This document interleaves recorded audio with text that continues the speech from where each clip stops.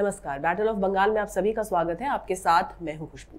ममता बनर्जी को हुगली में प्रधानमंत्री नरेंद्र मोदी का जनसभा को संबोधित करना इतना नागवार गुजरा कि उन्होंने मैदान को ही गंगाजल से धुलवा दिया। इसके साथ साथ अब्बास सिद्दीकी की जो पार्टी है, जो नई पार्टी उन्होंने बनाई है, उसकी कांग्रेस लेफ्ट से गठबंधन के लिए बातचीत चल रही है और ऐसा हो सकता है कि 28 फरवरी से पहले इस बाबत कोई फैसला आ जाए। इसी पर बातचीत करने के लिए हमारे साथ स्टूडियो में मौजूद है कैपिटल टीवी के editor in chief doctor Manish Kumar. Doctor साहब बहुत स्वागत है। धन्यवाद। डॉक्टर साहब, किस तरह की घटिया स्तर की राजनीति कर रही है ममता बनर्जी? छुआछूत की राजनीति क्यों कर रही है? अब ये बड़ी अजीब समस्या है ममता बनर्जी की कि प्रधानमंत्री मोदी वहां पहुंच रहे हैं, कार्यक्रम करते हैं और उसके बाद वहां पे टीएमसी के लोग गंगा जल से उस पूरे इलाके को साफ करते हैं जी। अब गंगा जल के छिड़काव का तो सबसे बढ़िया जगह ममता बनर्जी का घर होना चाहिए, अभिषेक बनर्जी का घर होना चाहिए जी, जो कोयले की कालिख से पूरी तरह से पुत चुका है। ये जो सीबीआई पूछताछ कर रही है, इसके ऊपर ममता बनर्जी को कुछ बोलना चाहिए। डायलॉगबाजी से तो काम चलेगा नहीं कि हमको डराने की कोशिश करना बेकार है, हम डरने वाले नहीं हैं। यहाँ डरने डराने की बात ही नहीं है। यहाँ तो एक घोटाला हुआ है, जो मास्टरमाइंड है, जो माफिया है, उनको पकड़ा गया है। वो बता रहे हैं कि हम पैसे देते हैं तृणमूल कांग्रेस को।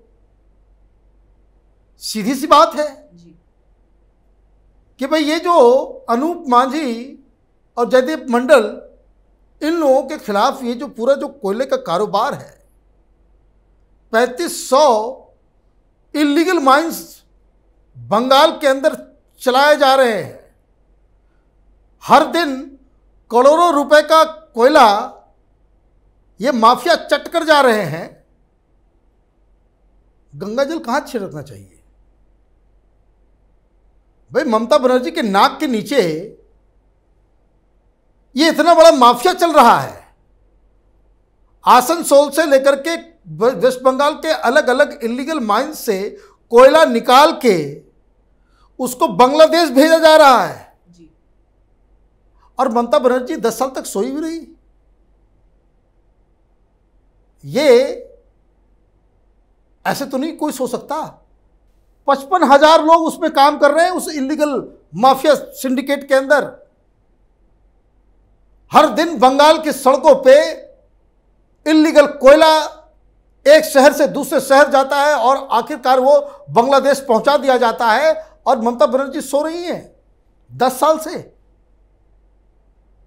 और जब पकड़ धकड़ होती है तो आप डायलॉगबाजी कर रहे हैं।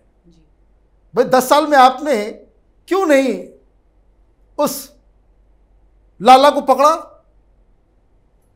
भाई क्यों नहीं? वो बंगाल की पुलिस का काम नहीं है कि आप जो है अनूप मांझी को पकड़े। और जब सीबीआई पकड़ती है तो आप कहते हैं वेंडाटा पॉलिटिक्स है, तृणमूल को तंग किया जा रहा है। तुम्हारा टीएमसी का ये कोई वर्कर है? और जब इनको पकड़ा जाता है तो इनकी जो पूरा जो खाता बही, कंप्यूटर वगैरह, ये सारे जब जानकारियां सीबीआई के पास आती है तो उसने कबूलनामा में उसने कहा कि हर महीने 150 से 200 करोड़ रुपए पॉलिटिकल लीडर्स, उनके परिवार वालों को भेजा जाता है। तो बंगाल में आप इलीगल धंधा कर रहे हैं तो ओवैसी को तो आप पैसा भेजेंगे नहीं, हैं? लालू यादव को तो पैसा देंगे नहीं, क्योंकि वो पैसा इसलिए दिया जा रहा है कि पुलिस प्रशासन सारे लोग आंख बंद कर लें। उनका जो इलीगल कोयला जो है, जो ट्रक से एक शहर से दूसरी तरफ जा रहा है, कोई पुलिस वाला उसे रोके ना, इसलिए पैसा दिया जाता है।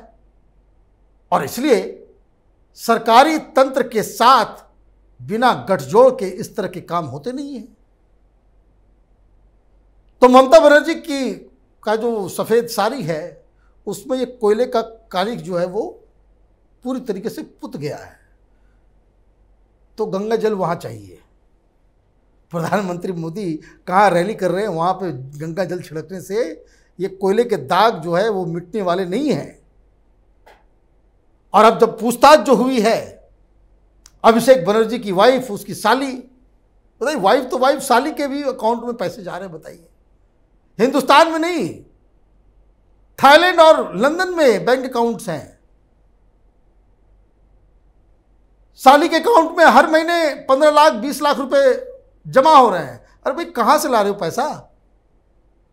कौन सा बिजनेस है, कौन सा शोरूम है, कौन सी इंडस्ट्री है, कहां नौकरी करते हो जो इतना पैसा जो है वो झड़ रहा है? क्या हर महीने आप डाल रहे हो? तो इसका तो जवाब चाहिए। गंगा जल छिड़कने से काम नहीं चलेगा। इसमें जवाब देना होगा अभिषेक बनर्जी को कि उनकी पत्नी, उनकी साली के बैंक अकाउंट्स में जो पैसे आए वो कहां से आए हैं, वो कौन सा अभिषेक ममता बनर्जी की नया ट्रिक था, वो पता नहीं। वो मीडिया वाले कैमरे के सामने वो पेंटिंग वेंटिंग कर देती है। मैं तो देखा बहुत सारा पेंटिंग, वाहियात किस्म की पेंटिंग होती है और करोड़ों रुपए में लोग खरीदते हैं। तो हमने किसी इनकम टैक्स कमिश्नर से पूछा कि भाई ये क्या चक्कर है? बोला ऐसा काम बहुत सारे लोग करते हैं। ये जो बड़े बड़े आपके जो पेंटर वगैरह जो जिनको पद्मश्री कांग्रेस पार्टी दिया करती थी, इन लोगों का धंधा ही यही है कि पेंटिंग खरीद रहे हैं। ये वाइट करने का ये तरीका है ब्लैक मनी को।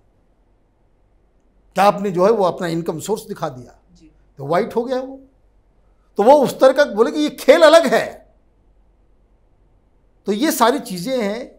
मुझे लगता है कि इलेक्शन के ठीक पहले ममता बनर्जी के ऊपर, उसके परिवार के ऊपर ये जो घोटाले का दाग लगा है, ये बहुत महंगा पड़ने वाला है। क्योंकि ये दाग इसलिए महंगा पड़ेगा क्योंकि पिछले 10 साल में ममता बनर्जी ऐसा कोई भी काम इन्होंने नहीं किया है कि जिससे बंगाल की जनता ये बड़ी कॉन्फिडेंट होकर कह सके कि ममता बनर्जी ने एक ईमानदार सरकार चलाई है। जैसे प्रधानमंत्री मोदी कहते हैं, बिल्कुल भाषण में ठोक के कहते हैं कि भैया बताओ कि कौन सा मंत्री हमने, कौन सा स्कैम हुआ है, किस मंत्रालय में हुआ है। कोई इसका जवाब नहीं दे पाता। तो ये इस तरह का दावा ममता बनर्जी नहीं कर सकती, क्योंकि वहां तो आपको अपने घर में भी अगर बाथरूम बनाना है तो तृणमूल के गुंडों को आपको पैसा देना पड़ जाएगा। सरकार से कोई चीज़ आपको लेनी है तो उसमें आपको कटमनी देना होगा।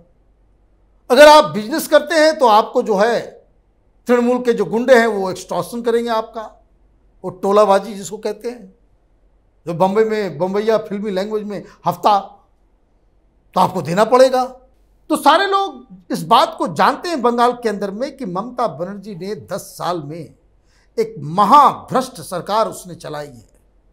और इसलिए जब उनके ऊपर एक्शन हो रहा है तो वो तमाम बंगाल के लोग जो तृणमूल कांग्रेस की गुंडागर्दी से त्राहिमाम थे, वो तालियां बजा रहे हैं। उनको अच्छा लग रहा है कि चुनाव से पहले इनकी गर्दन को पकड़ा गया है। लेकिन दिल्ली में बैठ के बहुत सारे लोग कहते हैं कि भाई कि टाइमिंग जो है वो थोड़ा गड़बड़ है, इलेक्शन के पहले क्यों किया? भाई इलेक्शन के पहले इसलिए किया और करना भी चाहिए, यही राइट टाइम है। चुनाव से ठीक पहले हर पॉलिटिकल पार्टी, हर नेता का कच्चा चिट्ठा खुलना चाहिए ताकि वोटर राइट चॉइस कर सके कि जो 5 साल के लिए किसी को चुनने वाले हैं तो उसका चाल चरित्र और चेहरा कैसा है। जी, और मनीष जी, जिस तरह से अब्बास सिद्दीकी की जो पार्टी है उसकी बातचीत चल रही है कांग्रेस लेफ्ट से गठबंधन के लिए और लगभग तय माना जा रहा है गठबंधन, तो अगर ऐसा हो जाता है तो ममता बनर्जी को किस तरीके से क्षति पहुंचेगी? भूकंप आ जाएगा। ये भूकंप आ जाएगा। वो पहले फिल्मों में आप देखते थे कि भाई कोई भगवान गुस्सा हुए तो सिंहासन डोलने लगता था। तो ये जो गठबंधन है बड़ा किलर है। ये ममता बनर्जी के सिंहासन को डुलाने के लिए काफ़ी है। मैं बार बार इस बात को कह रहा हूं, ममता बनर्जी की पूरी राजनीति इस बार अगर वो वापस आएगी, उसमें सबसे ज़्यादा अहम रोल 3-4 डिस्ट्रिक्ट, 3-4 इलाके हैं। मालदा है, मुर्शिदाबाद है, दिनाजपुर है, 24 परगना है, जहां मुस्लिम बहुल इलाका है। वहां पे ममता बनर्जी को 80% से 90% स्ट्राइक रेट दिखाना होगा, तब वो सरकार में वापस आ सकती हैं। अदरवाइज वो एक कटी पतंग है, पता नहीं कहां जाकर के गिरेंगी। कितनी सीटें घटेंगी ये कोई भी पोलस्टर्स बता नहीं सकता जी। और उस हिसाब से ये जो तीनों जगह जिसकी मैंने बात की, वहां पे ऑलरेडी मुस्लिम्स के बीच कांग्रेस और वाम दल वो मजबूत हैं। ये इनका ट्रेडिशनल सपोर्ट बेस रहा है।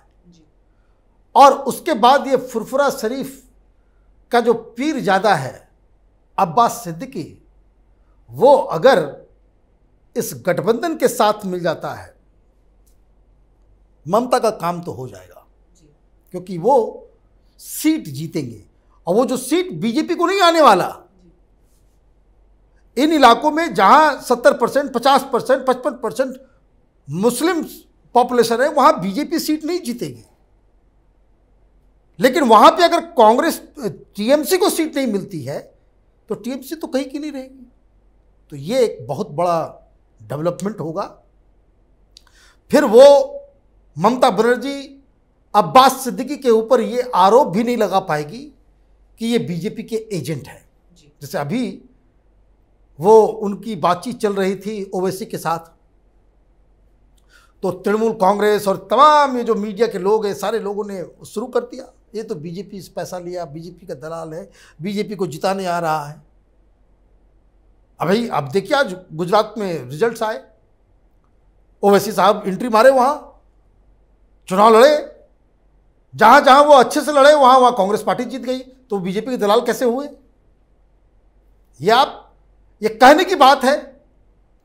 तो वो एक माहौल जो क्रिएट किया जा रहा था अब्बास सिद्दीकी के खिलाफ कि ये और वो दोनों मिलकर के बीजेपी के एजेंट हैं, तो इस गठबंधन में आने के बाद इस गठबंधन में भी जिसको कह सकते हैं कि ताकत पैदा होगी। कम से कम 80-90 सीटों के ऊपर ट्रायंगुलर फाइट होगा, टीएमसी, बीजेपी और ये गठबंधन कांग्रेस, फुरफुरा शरीफ और वामपंथियों का। तो ट्रायंगुलर फाइट होगा, तो वो एक अलग किस्म की राजनीति होगी। ममता बनर्जी इसमें बुरी तरीके से अब फंसने चली जा रही है। और ये अजीबोगरीब चीज़ मैं देख रहा हूँ कि ममता बनर्जी का हर पासा उल्टा पड़ जा रहा है। वो कुछ भी कर रही है, वो जल नहीं कर पा रहा है। अभी उन्होंने एक नया स्लोगन दे दिया कि भाई बंगाल की बेटी ही चाहिए।